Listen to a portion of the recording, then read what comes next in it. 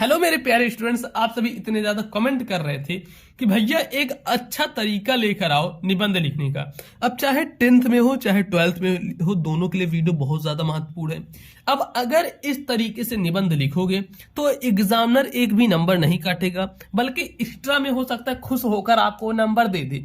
और टॉपर भी इसी तरीके का इस्तेमाल करते हैं अपनी कॉपी को लिखने के लिए, अपनी कॉपी में निबंध को लिखने के लिए। बिल्कुल इस तरीके से टॉपर निबंध लिखते हैं और उनको पूरे में पूरे नंबर मिलते हैं, एक भी नंबर नहीं कटता है। तो इस वीडियो में ऐसा मैं आपको बता दूंगा कि ऐसे ही आपको निबंध लिखना है। और देखो, निबंध लिखते समय पेपर में ये गलतियां बिल्कुल भी नहीं करनी है। तो कौन सी गलती है वो भी समझ लो कि हाँ, यह गलती तो अब हमको बिल्कुल करनी ही नहीं है, नहीं तो भैया नंबर कट जाएंगे। तो चलो देखते हैं। और आपको जो सपना है 95% लाने का, उसको दिलवाने में मोबाइल पर स्कूल चैनल से पूरी हेल्प हो रही है। तो चैनल को आप लोग से कहता हूँ प्लीज सब्सक्राइब कर लो, चैनल को सब्सक्राइब कर लो, जो बेल आइकन है दबा दो, सब्सक्राइब दबा दो बस। चलो यहां से आते हैं। प्रदूषण की समस्या और समाधान पर हम निबंध लिखकर आपको बताने जा रहे हैं। यहां पर देखो, मैं पूरा आपके लिए एक चीज अच्छे से बनाया हुआ हूं। सबसे पहले देखो क्या है, ये निबंध बहुत ज्यादा महत्वपूर्ण है, इसलिए मैंने इसको चूज किया है। यहां से जब भी आप लिखना, सबसे पहले डालना रूपरेखा। रूपरेखा में सबसे पहली हेडिंग जो बनती है प्रस्तावना की। और हाँ, ध्यान रखना लाल पेन का उपयोग नहीं करना, ये तो जस्ट ऐसे पेज पे बनाया गया है इसलिए ऐसे बना है। सबसे पहली हेडिंग प्रस्तावना, लास्ट हेडिंग होती उपसंहार। जैसे पहली हेडिंग प्रस्तावना है तो प्रस्तावना में प्रदूषण का अर्थ, प्रदूषण के प्रकार, प्रदूषण की समस्या एवं इससे हानियां, समस्या का समाधान, ये चीजें दी गई हैं। अब देखो इसके बाद क्या है, इसके बाद आता है हमारा प्रस्तावना। अब देखो प्रस्तावना में क्या है, प्रस्तावना में यह है, सब क्या लिखना पड़ेगा प्रस्तावना में तो देखते हैं। प्रस्तावना में ऐसे लिखना है, आज का मानव औद्योगिकरण के जंजाल में फंसकर स्वयं को भी मशीन का एक ऐसा निर्जीव पुर्जा बनकर रह गया है कि वह अपने पर्यावरण की शुद्धता का भी ध्यान न रख सका है। इसमें बताया गया कि जो औद्योगिकरण के जंजाल में जो इंसान फंसकर पर्यावरण की जो चीजें हैं उसको बहुत ज्यादा खराब कर दिए हैं। फिर उसके बाद अब एक, अच्छा यहाँ पर मैं ले लेता हूँ काली, इससे जनाई देगा। अब एक और नई समस्या उत्पन्न हो गई है। और कौन सी समस्या है? प्रदूषण की समस्या। देखो, प्रदूषण की समस्या पहले नहीं थी, लेकिन जैसे जैसे टेक्नोलॉजी बढ़ रही है, गाड़ी मोटर्स बढ़ रहे हैं, प्रदूषण की समस्या भी बढ़ती जा रही है। अब इसके बाद है, फिर इस समस्या की ओर आजकल सभी देशों का ध्यान केंद्रित है। प्रदूषण की समस्या की ओर आजकल बहुत सारे लोगों का ध्यान केंद्रित है, सभी देशों का ध्यान केंद्रित है कि आखिर इसको कैसे कम किया जाए, इसको कैसे रोका जाए। फिर उसके बाद है, इस समय हमारे समक्ष सबसे बड़ी चुनौती पर्यावरण को बचाने की है, क्योंकि पानी, हवा, जंगल, मिट्टी आदि सब कुछ प्रदूषित हो चुके हैं। इसमें बताया गया क्योंकि जो हवा है, पानी है, जंगल है, मिट्टी है, ये सभी बिल्कुल ही प्रदूषित हो चुके हैं। उसके बाद इसलिए प्रत्येक व्यक्ति को पर्यावरण का महत्व बताया जाना चाहिए। इसलिए हर व्यक्ति को पर्यावरण का बिल्कुल महत्व बताना जाना चाहिए, क्योंकि यही हमारे अस्तित्व का आधार है। देखो, सभी लोगों को ये जानना चाहिए कि पर्यावरण कितना ज्यादा इंपॉर्टेंट है। हमें पेड़ पौधों को नहीं काटना चाहिए, मतलब जैसे जो धुएं वाली जो गाड़ियां होती हैं उसको कम चलाना चाहिए। अब देखो, जो हमारा नेक्स्ट आता है, जो सेकंड नंबर की प्रदूषण का अर्थ। प्रदूषण का अर्थ ऐसे हेडिंग डालना, नीचे क्या करोगे, ऐसे अंडरलाइन कर देना। देखो, अंडरलाइन करना जरूरी है, नहीं करोगे तो दिक्कत हो जाएगी। मतलब क्या है कि एग्जामिनर को देखने में अच्छा नहीं लगेगा, और अगर उसको पसंद नहीं आया तो यार नंबर तो मिलने से रहे आपको उतने ज्यादा। अब ऐसे देखो अंडरलाइन कर देना है। फिर लिखना है, संतुलित वातावरण में ही जीवन का विकास संभव है। पर्यावरण का निर्माण प्रकृति के द्वारा किया गया है। प्रकृति द्वारा प्रदत्त पर्यावरण जीवधारियों के अनुकूल होता है। जब वातावरण में कुछ हानिकारक घटक आ जाते हैं तो वातावरण का संतुलन बिगाड़कर उसे दूषित कर देते हैं। इसमें यह बताया गया है कि जो संतुलित वातावरण में ही जीवन का विकास संभव है, क्योंकि अगर वातावरण संतुलित रहेगा, बैलेंस बना रहेगा, वहीं पर ही जीवन का विकास संभव है।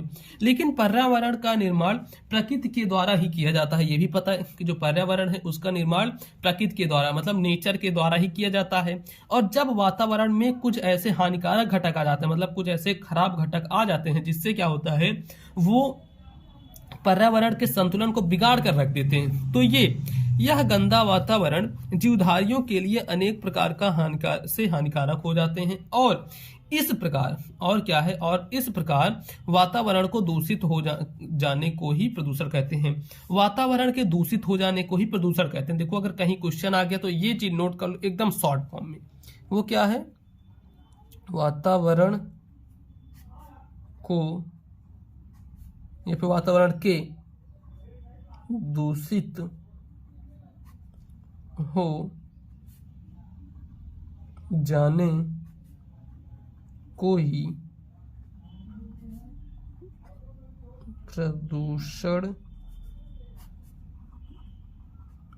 कहते हैं। वातावरण के दूषित हो जाने को ही क्या कहते हैं? प्रदूषण कहते हैं। उसके बाद आता है हमारा प्रदूषण के प्रकार। प्रदूषण के कितने टाइप्स होते हैं, तो ये हमें बताना है कि प्रदूषण के कितने प्रकार होते हैं। ठीक, तो ये देखो प्रदूषण के प्रकार। अब देखो प्रदूषण के निम्न प्रकार होते हैं। कौन कौन से प्रकार होते हैं? सबसे पहला जो प्रदूषण है वह है वायु प्रदूषण। ठीक, उसके बाद है जल प्रदूषण, फिर है ध्वनि प्रदूषण। ये तीनों प्रदूषण बहुत ज्यादा महत्वपूर्ण होते हैं।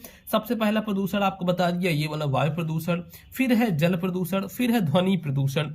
ये तीनों प्रदूषण बहुत ज्यादा इंपॉर्टेंट है, मतलब काफी ज्यादा प्रदूषित करते हैं वातावरण को। जैसे सबसे पहला वायु प्रदूषण। अब इसके बारे में देखो क्या है? वायु जीवन का अनिवार्य स्रोत है। ऑक्सीजन चाहिए ही चाहिए इंसान को। प्रत्येक प्राणी को स्वस्थ रूप से जीने के लिए शुद्ध वायु अर्थात ऑक्सीजन की आवश्यकता होती है, जिस कारण वायुमंडल में इसकी विशेष अनुपात में उपस्थित आवश्यक है। विशेष अनुपात का मतलब क्या है कि जिस अनुपात में इंसान जीवित रह पाते हैं उस अनुपात में उपस्थित होना जरूरी होता है वातावरण का। फिर उसके बाद है जीवधारियों द्वारा जीवधारी सांस द्वारा ऑक्सीजन ग्रहण करता है। जीवधारी सांस द्वारा क्या करता है? ऑक्सीजन को ग्रहण करता है और कार्बन डाइऑक्साइड को छोड़ता है।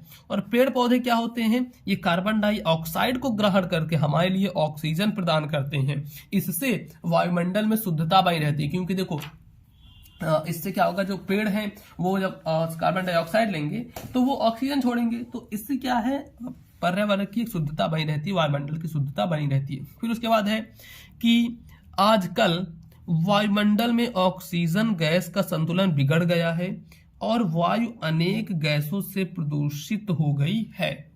फिर आता है हमारा जल प्रदूषण। देखो जल प्रदूषण क्या है? तो जल प्रदूषण है कि जल को जीवन कहा जाता है। जल को ही जीवन कहा जाता है। आपको पता होगा वाटर इज लाइफ, जल को ही जीवन कहा जाता है और इसके बिना जीव जंतुओं और पेड़ पौधों का भी अस्तित्व नहीं। अगर देखो वाटर नहीं होगा, पानी नहीं होगा, तो इसके बिना कोई भी जीव जंतु और कोई भी पेड़ पौधा नहीं रह पाएगा, इसका भी अस्तित्व संभव नहीं है।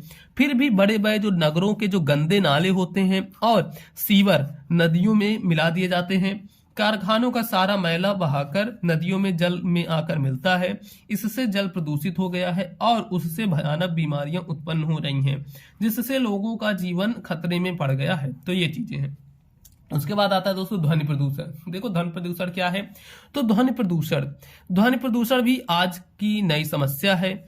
इसे वैज्ञानिक प्रगति ने पैदा किया है। मोटर, कार, ट्रैक्टर, जेट विमान, कारखानों के सायरन, मशीनों तथा लाउड स्पीकर ध्वनि के संतुलन को बिगाड़कर ध्वनि प्रदूषण उत्पन्न करते हैं।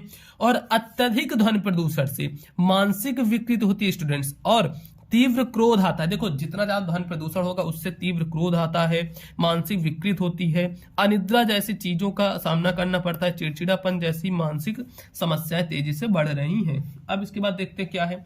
इसके बाद है प्रदूषण की समस्या तथा इससे हानियां। प्रदूषण की समस्या और इससे हानियां, तो इसको भी चलो ऐसे स्केल से हम कर देते हैं अंडरलाइन। देखो प्रदूषण की समस्या एवं इससे हानियां, तो बढ़ती हुई जनसंख्या और औद्योगिकरण ने विश्व के सम्मुख प्रदूषण की समस्या पैदा करती है। कारखानों के धुएं से, विषैले कचरे के बहाव से तथा जहरीली गैसों के रिसाव से आज मानव जीवन समस्याग्रस्त हो गया है। इस प्रदूषण से मनुष्य जानलेवा बीमारियों का शिकार हो रहा है। इन प्रदूषण से मनुष्य क्या जानलेवा बीमारियों का बिल्कुल शिकार होगा। और कोई अपंग होता तो कोई बहरा, किसी की दृष्टि शक्ति नष्ट हो जाती है तो किसी का जीवन। विविध प्रकार की शारीरिक विकृतियां, मानसिक कमजोरी, असंध्या, कैंसर व ज्वर, इन सभी रोगों का मूल कारण विषैला वातावरण, इन सभी का मूल कारण क्या है? विषैला वातावरण ही है। फिर देखते हैं इसके बाद क्या है दोस्तों। इसके बाद हमारा आता है नेक्स्ट, जो कि है समस्या का समाधान। देखो अगर कोई भी समस्या है तो उसका समाधान भी किया जा सकता है, बस ये है कि उसका तरीका थोड़ा आपको अपनाना पड़ेगा। जैसे वातावरण को प्रदूषण से बचाने के लिए वृक्षारोपण सर्वश्रेष्ठ साधन है। देखो अगर हमें वातावरण को बचाना है प्रदूषण से तो उसके लिए वृक्षारोपण, जितने ज्यादा पेड़ पौधे लगाएंगे उतनी ज्यादा वातावरण शुद्ध होता जाएगा।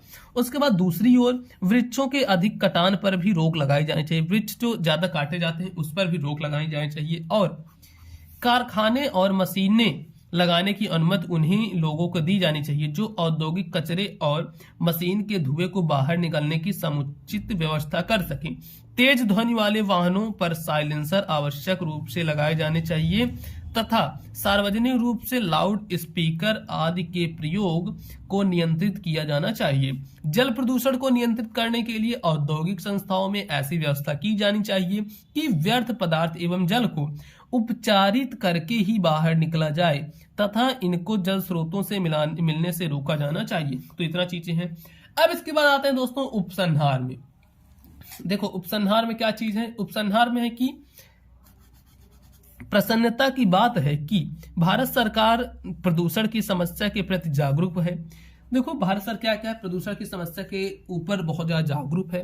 फिर क्या है, उसने 1974 ईस्वी में जल प्रदूषण निवारण अधिनियम लागू किया था। 1974 ईस्वी में जल प्रदूषण निवारण अधिनियम लागू किया था और इसके अंतर्गत एक केंद्रीय बोर्ड, प्रदेशों में प्रदूषण नियंत्रण बोर्ड गठित किए गए थे। तो ये हो गया। और हमें इसमें आगे लिख सकते हो कि हमें प्रदूषण को फैलने से रोकना चाहिए, और ऐसे ऐसे करके आप लिख सकते हो। तो देखो इस तरीके से एक निबंध लिखना है अच्छे से, जिससे कि आपको फुल मार्क्स मिलेंगे। अब अगर आपको बता दूं, अगर आप क्लास 10th में हो, 12th के लिए नहीं, अगर 10th में हो तो इस चैनल पे आपकी बहुत तगड़ी तैयारी करवाई जा रही है। तो जल्दी से जल्दी चैनल को सब्सक्राइब कर लो जितने भी स्टूडेंट्स क्लास 10th में हो। बाकी इस वीडियो को ज्यादा से ज्यादा लाइक करना, चैनल पर नए हो तो चैनल को सब्सक्राइब कर लेना। कमेंट में हमें बताना कि आपको वीडियो कैसी लगी। अगर कहीं भी आपको प्रॉब्लम आती है तो इंस्टाग्राम आईडी मेरी पीयूष मौर्य 1001 है, इस पर जाकर मुझे आप मैसेज कर सकते हो।